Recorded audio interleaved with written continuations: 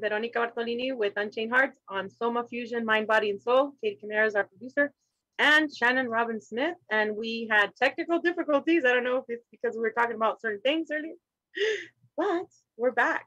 So possibly we have a call-in show, and Katie, I don't have the phone number memorized, but people can call in. Yes, the phone number is 929-436-2866 with the meeting ID 522-657-2748 when prompted. It is also listed up on the live feed on the video stream and in the descriptions up on YouTube and Facebook Live. Yay. So we're back Facebook. Okay, we're back live. Let me share this real quick. All right. And then Katie is a fabulous producer. Yes, she is. I'm very grateful. So what did we say we're going to talk about, Shannon?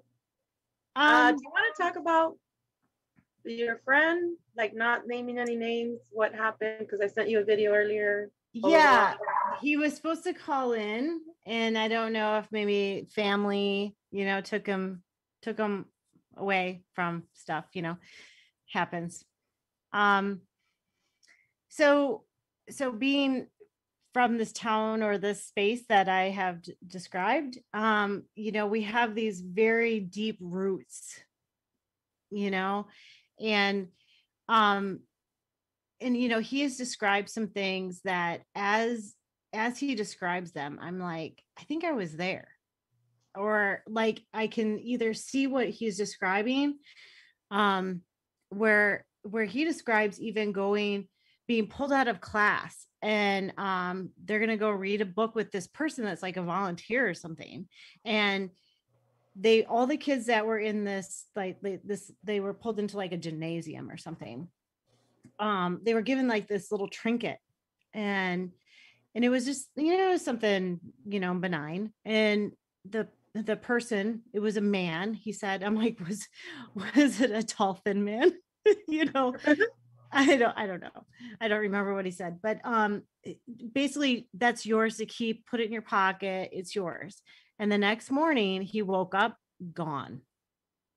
What trinket was it? Did it matter? He said it kind of looked like a tiny ball, like the size of maybe a nickel or a quarter, with like spikes on it. It was just kind of like a little trinket that maybe went along with the story. A kid wouldn't think any different. And it was gone. And like he searched everywhere for it. It was like really important to him, And I'm like, oh my God. Like, and he actually did think like, maybe I swallowed it in the night. Like maybe it's like as a kid, he had been like second or third grade, and so, who knows? I have a friend saying, should I call in now? Yes, have him call. Or her, him or her.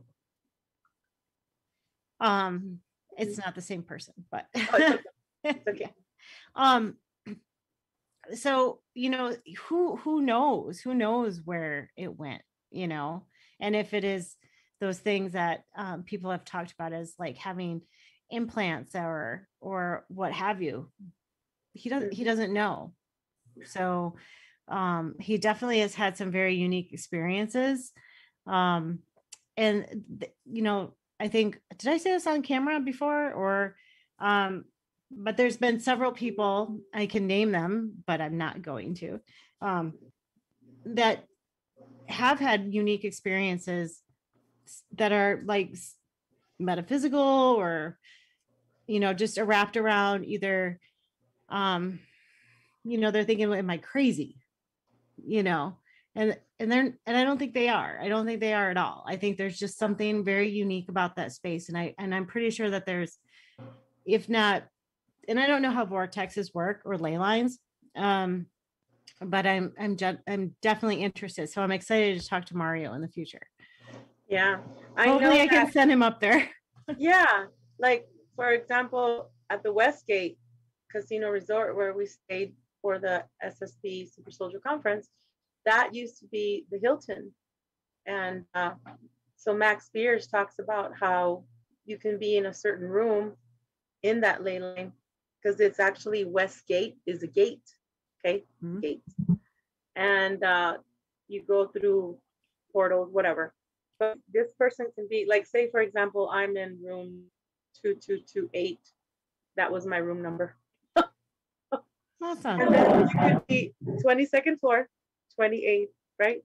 And I could be in this room, and another person can be somewhere else in the same grid line, kind of like connecting to the Sandia, or just connecting through a portal or a gate, and they can take us at the same time.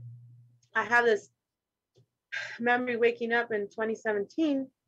I woke up on my bed. I'm like, holy F, where am I? Like I ran to my my roommate and I told her, are we still on Earth? Did you see anybody take me? Because I was taken physically, and I came to my room. I woke up and I'm like, I don't sleep on my stomach ever, because since I was a little kid, my mom would say, don't sleep that way because your boobs are gonna hang when you're older. And I'm like, you sleep on your stomach? No, I can't. She would tell us, and my sisters and I, that we couldn't sleep. What if you'd like tucked them up? Would that be helpful? It was a program. She said no, so I couldn't sleep that way, and that's the way I woke up. So when they took me back like that. I'm like, where am I? I totally thought I was off planet. And now I know it's what when they take you and they do what somebody named it the 20 and back, whatever. I don't really know how many 20 and back, 60 and back, whatever, because I'm still being taken. But it's like that kind of experience was like, oh. So my dad always, like, if he would always push us to the side. Oh, okay, on your side. Like never allowed to be open on your back. I can't sleep on my back either because my heart hurts. I feel like they're gonna take me. You're just like open. Yeah, like you'd always push us on our sides. Yeah, a lot of pain. I just, and then today when I did my regression, I found out that now I know why I have that baby voice. I have a baby voice that came in when my sister, my little sister, was born. I was 9, and I started talking to my baby voice. And for years, and I still talk with my kids or with my cats, whatever. How you doing today? What you going to school today? Like that is really eerie. Like, but I thought, well, it's like a endearment thing, cariño. And I found today that actually, because I was taken when I was 3 years old. Yeah. And I saw myself finally today. The baby 3-year-old that they took in the program was there laying like this, open heart. And they made all of my other home bodies from the little baby girl, and she's still there now. Well, and I think, and Katie can correct me if I'm wrong, but it's Erickson that did a lot of the child development stuff. So like if there's a new baby that comes in like around that age, you kind of regress and kind of make yourself more babyish to be that baby, because you're not really fully developed for whatever reason. You're just, we all have splinter skills. That's what we call in the biz.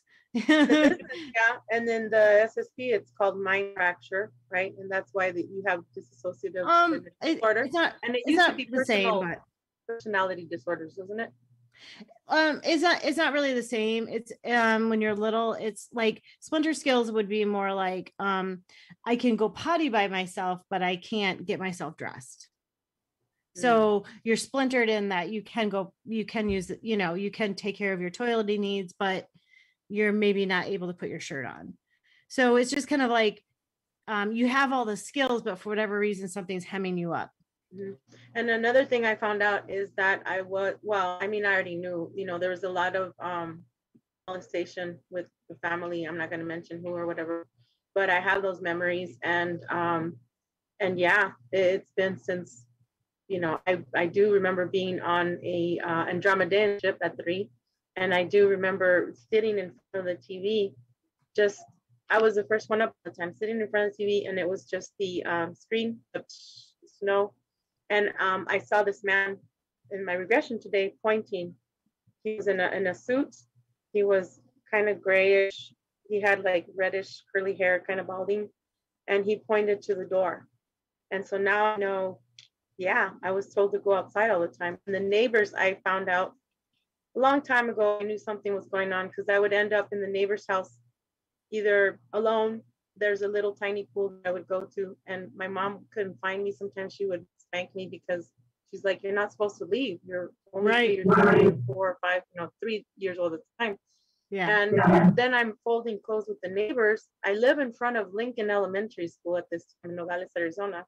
The playground is to my left, the school's to my right, and then the neighbor, it has a bunch of kids, and I'm folding all kinds of kids' clothes. And I asked her, I said, "Well, why am I just folding? Why do you guys have so many underwear?" And later on, through my regression and in my dreams and in flashbacks, I find out that it was a child trafficking ring. So the little child, yeah, that little child is still, it's pretty much my light buddy. They have her still. And I was able to get all of my clones and my avatars, my alters, which is actually their real bodies, okay, because they use your DNA, they use your body parts, will say, using the black goo, nanotechnology, femto, whatever you want to call it. And I got them on a ship together, and I was able to integrate them. Now I have more alters, but those that I was able to remember and write down, and with the flashbacks and all that, I was able to integrate them. Today, I feel much better. I was able to, I just, I put my phone on do not disturb all day, and it was the most peaceful thing because the regression was 4.5 hours. And so Wow. I feel great. I feel I could think better. And I was able to cut lines, cut cords with those that are not my good alters. So Well, yeah. could your alters be like your shadow too, that also needs? They've been on missions on Mars, the Saturn, Neptune, there's, and the moon, and then other dimensions, and also underground, which are the portals, Project Crystal Gate that I talked about. And a lot of people have a hard time understanding it, but they are real. They are other bodies that they take us into. They take our consciousness, they take our blood, and they use us in this program. There's a fine line between that and having somebody be crazy. Mhm. You know, what is crazy and what is normal. So, did your friend or no? I don't think so. I don't know that I would know. I guess that would be through Katie. Oh yeah. I haven't heard from him, but I think he's I don't know what's the word, recluse. Like he doesn't, he doesn't really want to come out publicly. Yeah. But the video, sorry, the video that I sent you, and I shared also with Katie and others, is more projects are coming out with people remote viewing others. And there are people that teach remote viewing, and I feel that remote viewing is, if you don't have the permission of the others, it's like spying. Okay. So the thing with me and well, it's spying, and you can manifest, yeah, because we are the creator beings. You can also then imprint your own intentions, or your own perceptions. Exactly. And that's where the fine line is. It's like, we already come in, like we talked about earlier, with all of our abilities, and we can do that, but there's some people that can't. They just have a block, or maybe they don't have that ability, or maybe they need to be taught how to do it. But what I have a problem with is when they're spying on us real super soldiers. That's all I'm going to say. Also, DARPA was granted.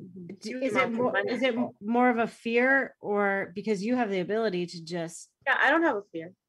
Okay, no, because I mean, no. Let me give you an example. Okay, because they don't need to be seeing nothing. Exactly. No, me, I guard myself all the time. But what I'm saying, okay, let me give you an example. This morning, I had to block someone that I've been talking to for about 1.5 years, almost 2 years.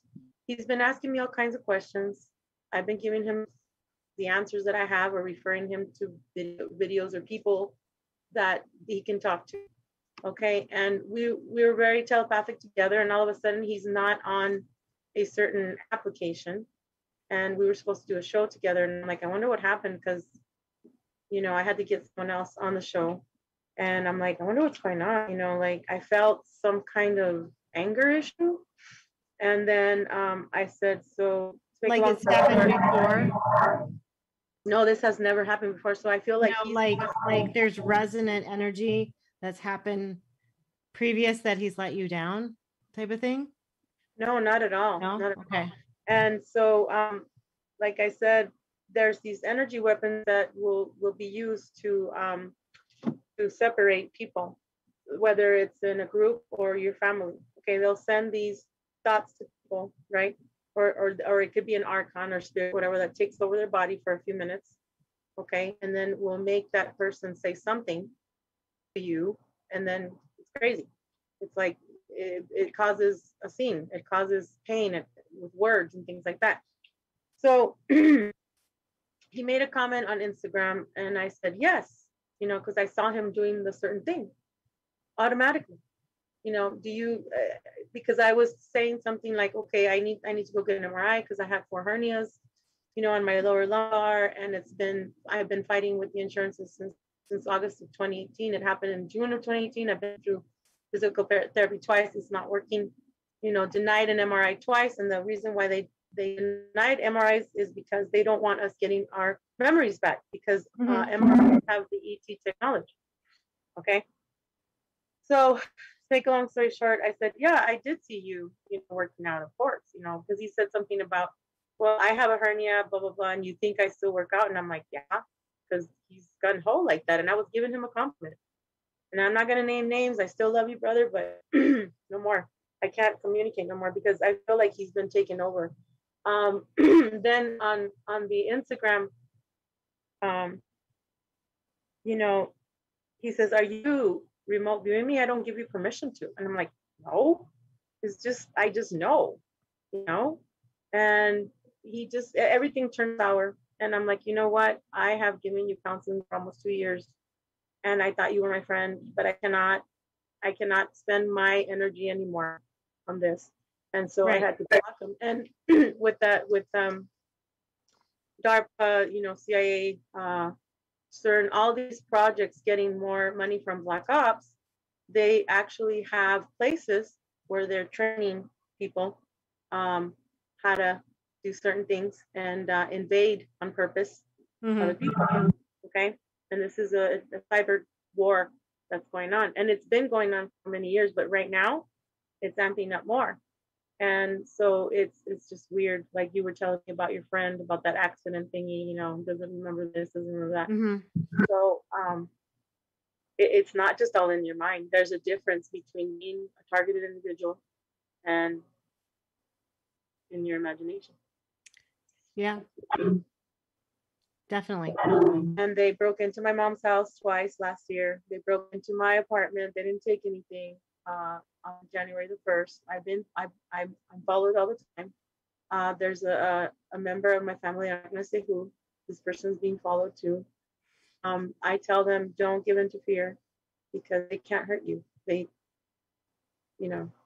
I'm here as a mission to speak about all this. I only know the truth. The truth to me is what I'm gonna put out there. And no, I've already been talked to about an agent through an agency and been warned, but this is my mission, guys. We're not crazy. They can't. I mean, the only avenue in, or the only road in, is when you believe that it's possible. When you don't, then they can't.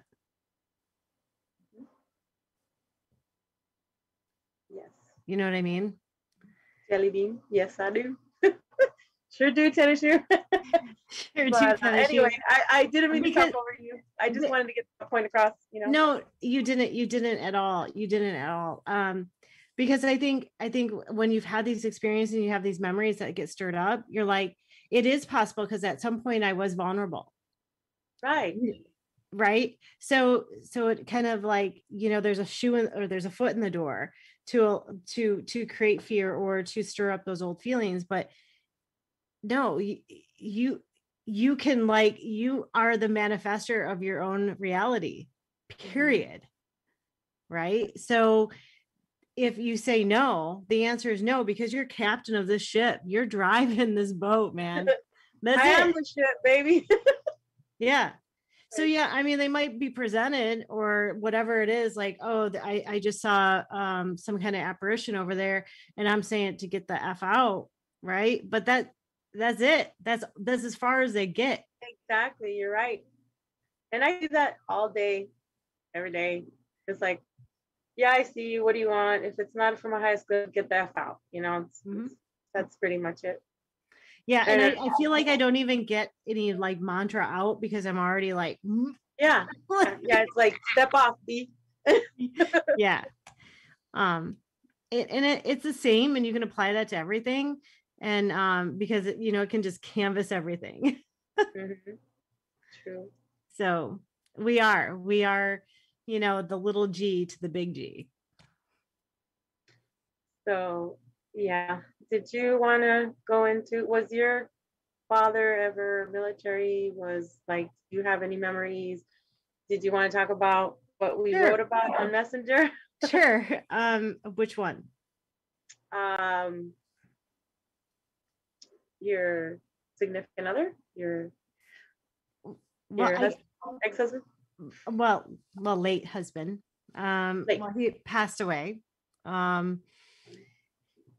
How he had that knowing, I don't know. How he knew that he was going to pass, how he went through the previous really 2 years, but most I guess obvious would be that summer before he passed on December 31st.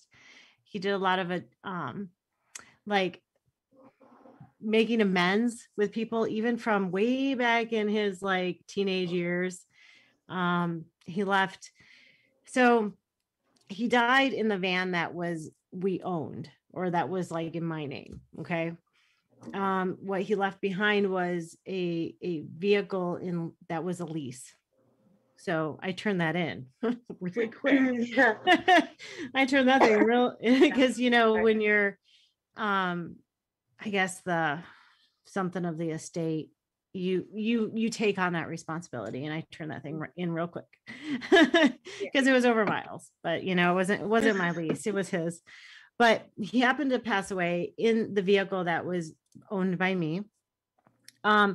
But in the lease vehicle, when I was cleaning it out, this was the big confirmation, the big validation for me, is I pulled out, and I still carry it in my wallet to this day, this poem that I believe he clipped it from our hometown's newspaper, because it's like the only newspaper he ever read. Like, he would read it when we'd go home, because his dad was like the advertising director for years for that newspaper, but it was like the only one that he would ever read. So, but anyway, it said, it was like a memorial for somebody, and it said, or the title of it is "When I Am Gone." And it's like, who leaves that behind folded up in the console of the lease vehicle that you're not even driving anymore? I don't know. But I remember cleaning the vehicle out because I was going to go turn it into the dealership, and I pulled out this scrap piece of paper, and I unfolded it, and I'm like, oh my God. I just dropped it in the driver's seat, like, I do not know what to do. And I kept about my thing, and I went back to it, and I still carry it in my wallet. Yeah, there was a lot of strange things. And that was the year of the Mayan apocalypse. I had potable water for about 5 years in my garage. And if you ever need a toothbrush, let me know, or batteries, because I still have them. But, he just, in his people weren't really awakened to that, and I still don't think that we are now, to know that, to have that realization, or what he thought might happen on that, what was it, December 21st or something, that it was supposed to happen. The Mayan apocalypse was Yeah. supposed to happen. Mhm. The end of days. So, you know, he didn't see 2013. So, it was incredible. It was incredible that somebody in that state could know all those things. Mhm.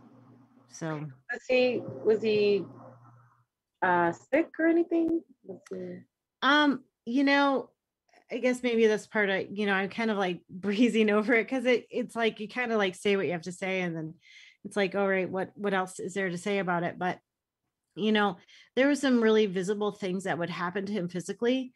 Was he like SSP? Was he taken? Probably, Was he in the military? yes.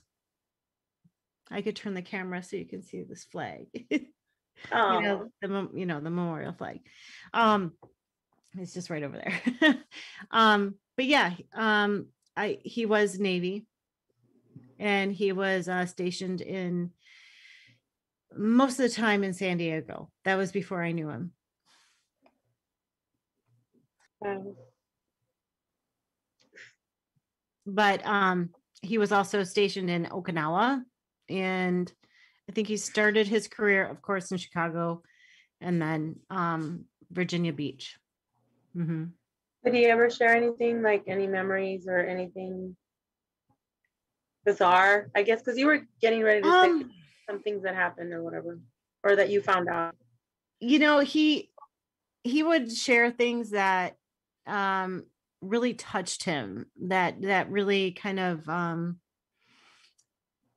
rocked him morally, like how young women by their families were used to pay off debt in the Philippines or in Thailand, and that he really struggled with that stuff. He was the youngest of 3 older sisters, so that touched him deeply. So there was those things. He also talked about a man that he knew, I think he was enlisted with, that was like basically beat to death. And I think that would happen in Japan, and that was like really bizarre for Japan. Like the culture just doesn't, it was other military guys that caused it. So you know, he was, I think I'm a very sensitive person, so I think a lot of that stuff I really kind of either just said, okay, I can't, I've heard enough. Oftentimes, so he didn't share like the day-to-day routine or anything like that. You know, he was out to sea most of the time. He was enlisted during the Gulf War. Mm-hmm. Yeah. I'm sorry, So, he passed away. It must have yeah. been. But you know, there's always been a sense of like even since his funeral, I think one of my friends came up to me, and you know, people like to say to the widow, you know, like, how are you? Really? How do you think I am? Yeah. You know, and I think my a girlfriend came up to me and said that like for like the 100th time, you know, and I was very honest with her. I'm like, how the do you think I am? You know, Yeah. because I could be real, you know, and not put on that brave face. And then after that, you know, like in the wake of that, literally, was, you know, I know that he's okay. Like there's just such a peace over me, truly, that his soul is at rest, and like he's no longer like tormented by all these things that he actually didn't share. You know, he would touch on things, but not completely share, because I don't even watch scary movies. Okay. Like that's not, there's just far too much for me. Anything like rapey, torture, I'm out, done, not gonna do it. So, you know, I think that he just didn't, he shared a lot of his experiences. It just wasn't necessarily things that like jump out in my mind of like, oh, this is really important to share. Yeah, I think in you know, the back end of those things, like coming back into civilian life was probably harder for him than actually being in the military career. So and then dealing with whatever he experienced that he didn't share, and definitely things that he experienced in his youth that he was escaping, was what he was dealing with at his passing. And that definitely was a catalyst to his bipolar disorder, for sure. And whether it's actually bipolar, that's just something that we've named it. So if that makes sense. Yeah, thank you. Sure. But you also asked me about like my experience as being being a special ed teacher. So the students that I taught were post high school. So they were students that have completed or like kind of aged out of their high school experience. So my students were generally 18 or 19 to 26. And oftentimes, like, I remember this one year, I had a student that had been blind since birth. I could tell you his name, and like all these students were so precious to me because I would have them year after year, and they all are anyway. But I'd have one student that could read Braille and type Braille at the 4th grade level because he was blind since birth. And then I'd have another student that couldn't recognize his own face on a picture. So those are the beginning stage, very, very beginning stages of reading. Like you're like seeing something that's a symbol like McDonald's. Like your kids knew how to read McDonald's before they knew how to read or, be able to sound out the word McDonald's, right? Because they saw the symbol, right? The M. So, and I'd have those two students in the same room. So that was the span of abilities. And, they taught me so much, probably more than I taught them, about like learning how to anticipate, which isn't always a good thing because they need to be able to advocate for themselves, but speak their language essentially, and be able to see what is a need or a want or a desire, or how to get into speaking their language so that you could actually find an inroad to actually teach them something. So that was incredibly valuable experience for sure. I took a Math 301 class at the university, and when I was getting my teaching degree, and they didn't let us use what we knew about math. They had us use an abacus. We couldn't use numbers.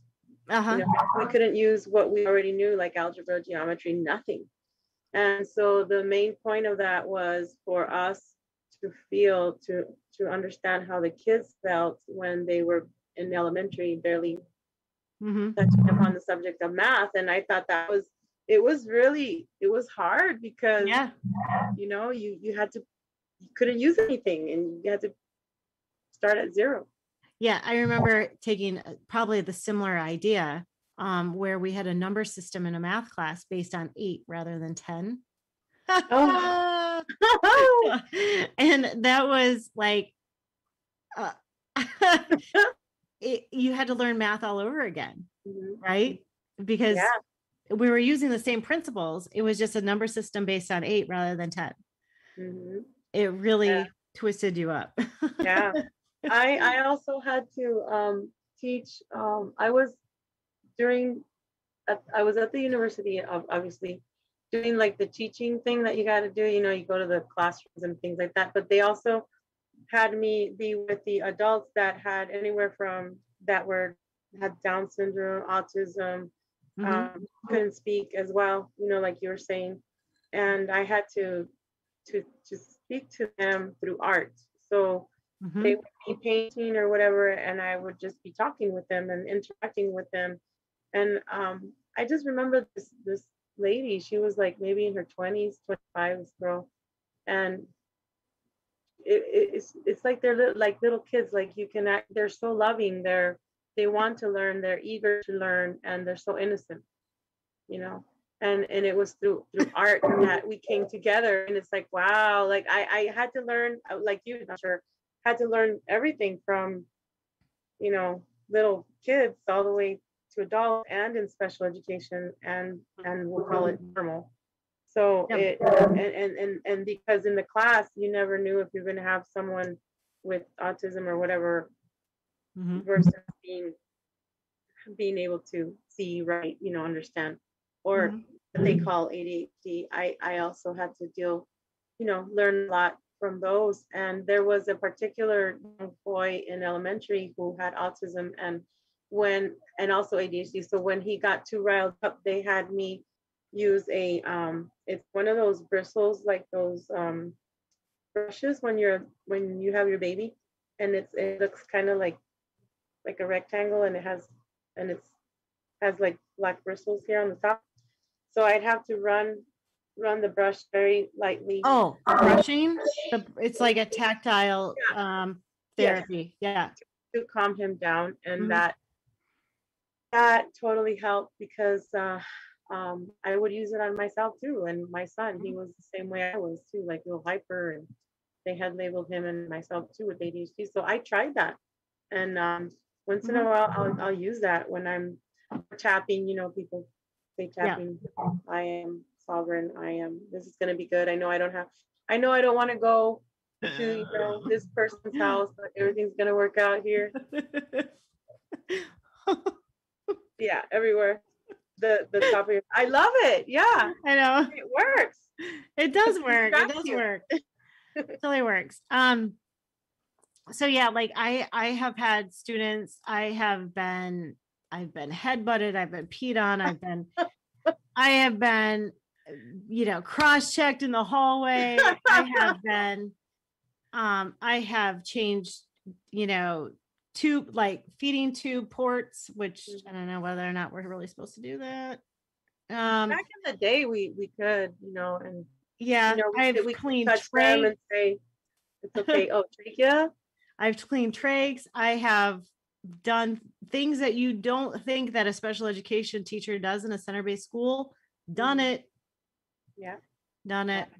I believe you. I know people that have had broken nose, have torn ears. Like, this isn't, it's not, you know, imagine yourself getting at, the highest height of like your rage and then not be able to express it. That's what happened. Oh yeah, yeah. It reminds me. I also worked for CPS for time and transporting children and Mhm. taking them from homes and things like that, taking them to courts, taking them to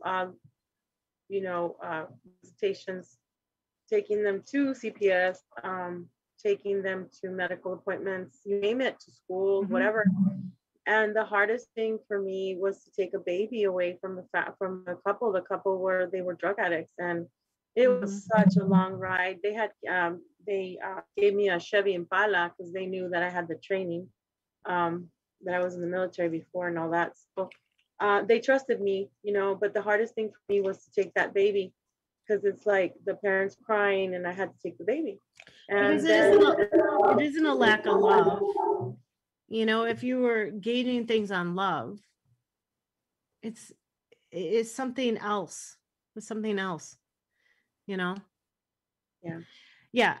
and Yeah, my students weren't necessarily uncared for. They were oftentimes probably parents put themselves or families put themselves out there on the line, um, that maybe didn't serve their other children in their family the way maybe we all think that they should be. But you do things for your family and you put yourself out there and try to make the best environment, you know, yeah, that you can. So yeah, I have had experiences with that as well. And it not that specifically, but um where there's been somebody that or a student that has been defiled, that's probably not the right word, but has been injured in some way that was abusive. And that's incredibly painful. And not being able to express it, you have to go on the signs, like there's something wrong. There's something yeah. wrong. The things that he or she is saying is not part of their norm. And this is how they're reacting. Yeah, it's not fun at Yeah, all. I often talk about that, because a lot of people say, okay, well, you're over here saving the children, blah, blah, blah, but what do we do here? And, you know, as maybe we're not in the SSP program. Well, that's exactly what you said. Look for the signs. What are they saying? Believe the children. The children are so innocent, you know. Mhm. Why would they lie? When you, yeah, like you have a very like detached 20-something-year-old that is suddenly trying to crawl in your lap because they trust you. Something's wrong. You don't necessarily, it could be anything. It doesn't necessarily mean that it's abuse. It could be that they don't feel well. or I mean, it could be something. When they take off their pants, their underwear in front of everybody, and it's past that age where we were talking about this earlier, where kids don't want to wear clothes. That's normal, you know, that but for them to, or for them to be touching other kids inappropriate, you know, you never know. Yeah. Now, real quick, going back to when I had to get the baby. But I did have a student that just was really sensitive, and all she wanted to do was have her clothes off. Oh yeah. Now like, that was different. That was different. Yeah. Oh yeah. That's really understandable. We have to keep them on. Yeah. And yeah. So I pick the baby up and, you know, put her in the seat and all that, make sure she's tied up and everything, you know, appropriately for the law, whatever. And then I get a flat tire, and it's about a 1.5 hour drive, and I get a flat tire. And I was like, what do I do? Because the baby's crying, you know, do I attend to the baby or do I change the tire? I know how to change tires. We have to, right? As women, we have to, single women, we have to learn how to change a tire. Anyway, I think, well, it would be a good idea. So anyway, I was like in the dilemma. You work for an agency. You call AAA and you attend to the baby. Right. And then I called it in like, yo, this is what's going on. I'm holding the baby. The good thing is that a gentleman comes over and helps me change the tire. And I'm in a dilemma where the baby needs a diaper change.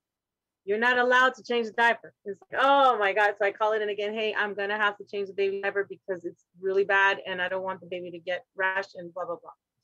So I had to. It's already nighttime by the time I got, you know, back to where I had to take the baby. And then when I was a police officer, I had to take the baby from the parents while CPS showed up at the precinct. Again, I had to get permission to change the baby's diaper because, you know, it's so touchy, like the subject, because they're in transition of being used to trying to get them somewhere safe. Now, unfortunately, some CPS workers, social workers, whatever, they do work with other agencies, we'll say, and, you know,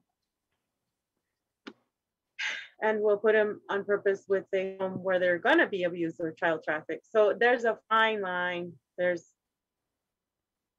all I can say is look at, like you said, look at the signs, see how the parents or the foster parents act with them in public. Yeah, and I think as from a professional standpoint, if there's somebody in my care or that I'm responsible for and they need assistance to take care of their, whether it's an individual, like, you know, a baby or an adult, they can't sit in that. You know, you have to move forward and try to rectify the situation, whatever that is. And I have been put in those situations and I'm like, you know, different, but yeah. Because everybody's like, you know, especially back in the day, it's like PC and everybody, and it's like you don't want anything, you know. No, and you're just there to do a job, and you have a job that your heart is in. Like, what would you do as a caring, nurturing parent? Well, that's what you do. Shocker. But you actually, you know, like they soil themselves, you help them clean themselves up, whether it's an infant or adult, you know. So yeah, that's how it is. It is. So I don't know how we got on the subject, but whatever. I know. So I think we have about 10 minutes or so, Katie. Are we good on time? That way you can go ahead and tell everybody, Shannon, what you do, how to get a hold of you. Yeah.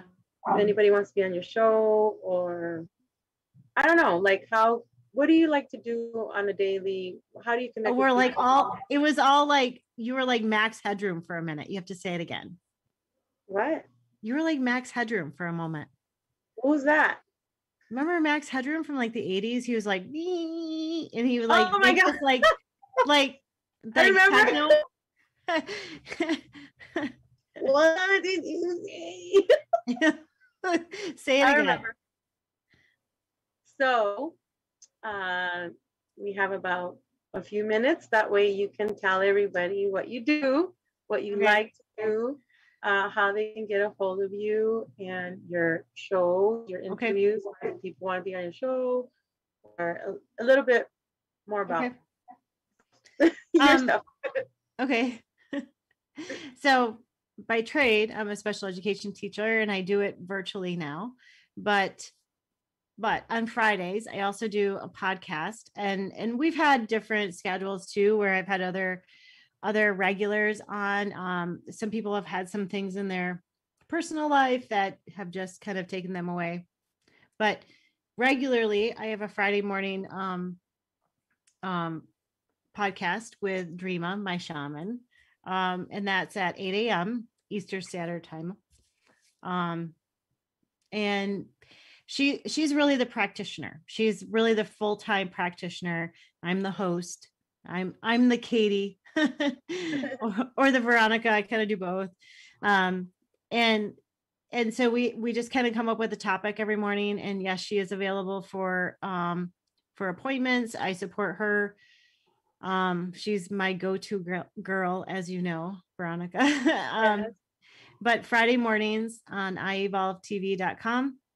And can anyone join in? Like if they want to? Yeah, absolutely. You would have to get up at like 5 a.m. You're behind. Yeah, wait, how does that work? Right now it's 9:16 p.m. in Tucson, and it's Mountain Standard Time here. Well, it's 12:16 a.m. here. Oh my gosh. So yeah. So that it would be 3 hours. 3 hours. So you'd have to get up at like 5. Or not sleep that night, because sometimes I don't sleep anyway. So which is fine. We love to have conversations. We love to have the give and take. We love those types of things. And Dreama kind of really goes throughout her week, and she'll what are clients bringing to her, and what is the most, what's kind of sticking out as the topic. But we enjoy that time definitely on Friday mornings. So that's what I've been doing lately. That's our regular show. Working out. I'm stronger. Yeah, I mean I've been trying to CrossFit, right? Yeah, I'm a CrossFitter, so actually I feel like COVID kind of like derailed that for a little while, but yeah, I'm going on like 9 years, but I'm a little flabby right now. It's okay. I had 9 years of depression, anxiety, going through so many surgeries. It was horrible. Epidural shots. I had the CPAP going. I finally gave that up. I'm not taking any medication. It's going on 3 years this June. I'm very happy. Changed my whole life again, because I was always working out since I was 15. I would do step aerobics, jazzercise, all that. I love jazzercise. Dude, we should do that. Oh my gosh. Okay. We should do a live. And Zumba. I love Zumba. But I like Zumba. But but I love to lift heavy. But yeah, we should try doing a live Zumba. I lift heavy. But my Zumba, I would say she's mine. But anyway, she's like one of my besties. But she's a salsa dancer. So like the Zumba that I would go to is like really cool Zumba, So, I love those kinds of Zumbas. Yeah. So I didn't mention is the time that I got really, really sick and had to get a spinal tap. I never mentioned that to you. What happened? I don't know. Like I don't know why I was sick. I had this weird fever. I don't know why I just thought of this.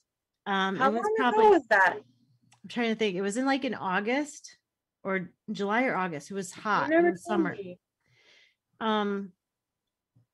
So it's 2021 now. It would have been like 18. What was it, like a sciatica or I don't know. I don't know. But I was really sick. I had a fever. I was really sick. I didn't want to eat.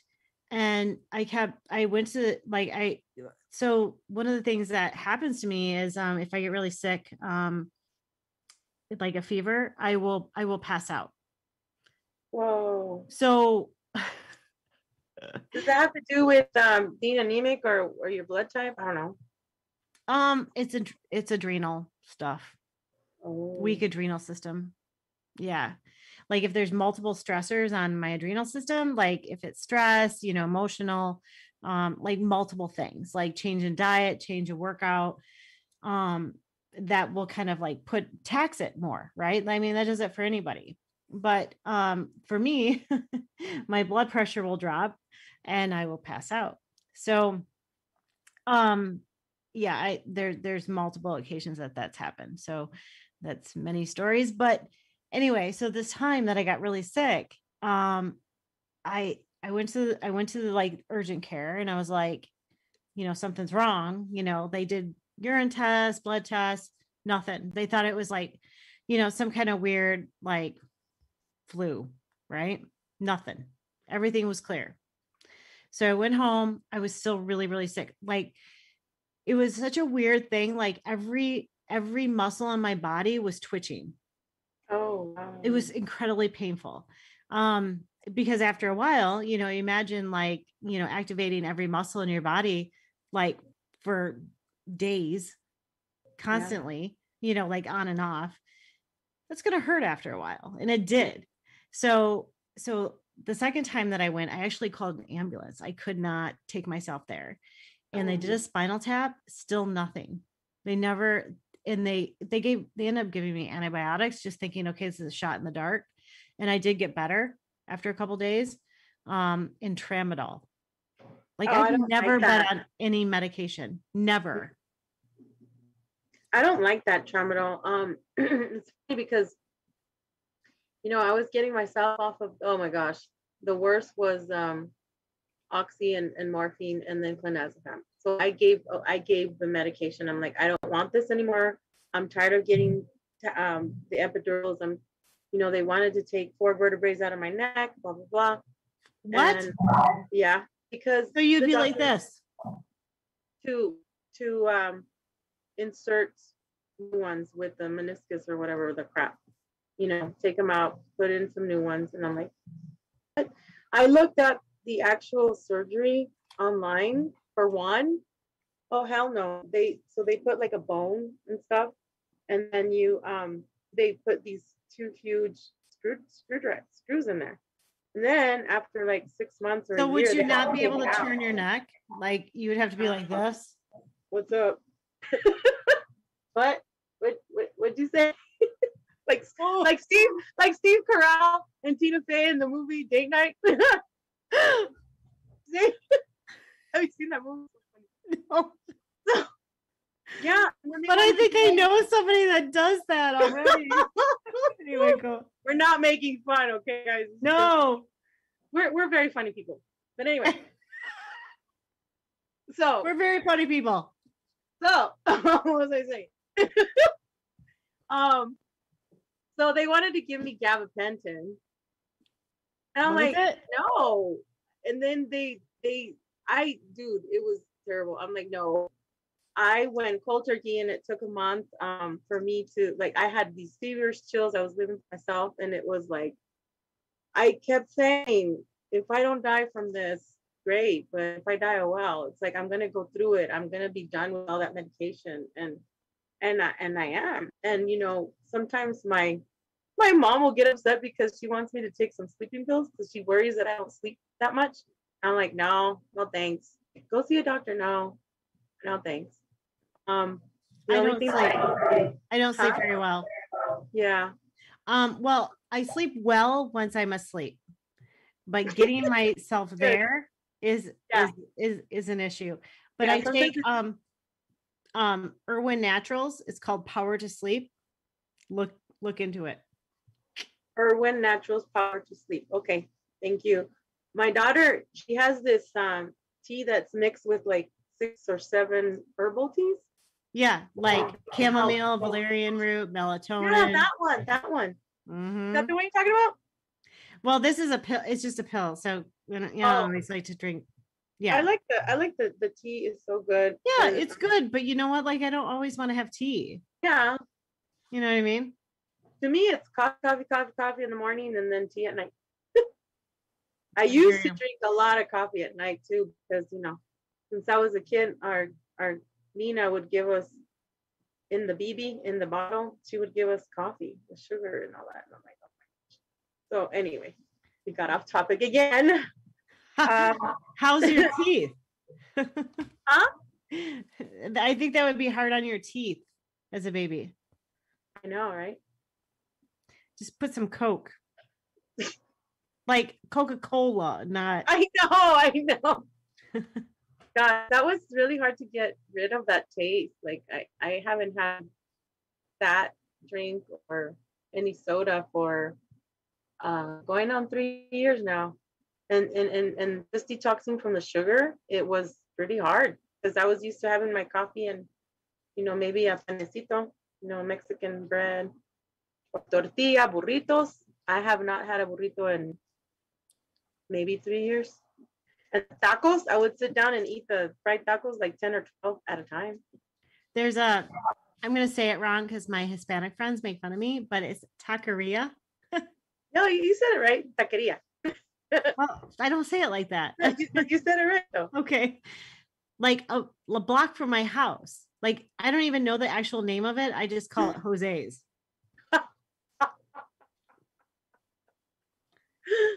Everything's Jose or Jesus. It's Jose's. My first name was Jesus, and then when I got the divorce, they took it off.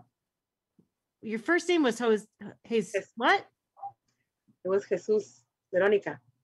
So I'm like, off with the head. I don't want the name. Really? Isn't that a boy's name? I was a guy. Yeah, and then for Guadalupe, it's also for men and women. Maria, Guadalupe? Jose Maria, Jose Guadalupe, Jesus, blah, blah, blah. Yeah, because Hispanic people have like 40 names. All the saints, like really. Like Jose Joaquin Maribundo del Ortega Ruiz Sanchez de la Fatima, whatever. I'm like, it's too many names. And for, our thing is to name the kids 2 names. And so my kids have 2 names. But I took mine off. They would call me in class. They'd be like, Jesus Bartolini. And I'd be like, hey. They're like, aren't you supposed to be a guy? No, not that I know of. But my mom didn't have kids. So she said, you could have opened like a lemonade stand and call it Jesus's Juices. You missed it. What up, Jesus? Jesus's Juices. Jesus's Juices. That's funny. JJ. Did I get it? I'm at a blonde moment. I don't get it. What? Never mind. I'm laughing here in the background. At least it's Jesus. But for English listeners or English people who can't read, quote unquote Hispanic, they'll be looking for Jesus. Exactly. Oh my gosh. You are very holy. Yeah, right. But yeah, my mom couldn't have kids, so she promised Zeus. Your mom couldn't have kids. What? Yeah, she couldn't have kids, and they had to give her these shots. She had you. I know, they had to give her all these shots. Oh, to have kids, and then she promised to Jesus, what I call Zeus, the fake one, we'll say, that if she had a boy or a girl, like if she could have a kid, that she named him or her Jesus, and my grandmother named me Veronica. So I like Veronica. That's the name. And then she was upset because she didn't have boys. So. Anyway, I'm like totally off topic. I think blame your dad, not you. I'm tired, but I'm not tired. Like I'm goofy tired. That's what happens when you don't want to go to bed and you gotta get up early the next morning. Well, it's 12:30 up and talk. It's 12:30 a.m. here, so you better go, girl. I'm not getting up for the gym at 5:45. Ah, man. Okay. You'll be. I'm not. I didn't. You'll just go to Jose's and then go to the gym. I actually have a long day of work tomorrow, so it'll be okay. Oh, you'll be Rest fine. day. Promise. Rest day. I really appreciate you being on. Yeah, Yes. thank you for having me. You're welcome, darling. So can they get a hold of you on Facebook and stuff or YouTube? Absolutely. Yep. Name again? I Evolve TV. That's on Facebook, or myself, Shannon Smith, Robbins. Shannon Smith Robin. I always say it backwards. It's okay. It's okay. I mean, I love you. Smith is my maiden name. Robin's my married name. Which one comes first? It's a beautiful name. Yeah. Okay. It doesn't matter how you say it, but it's beautiful. Well, thank you. Okay. Well, thank you again. Thank you, Katie. And yes, thank you. See you later. Bye. Bye.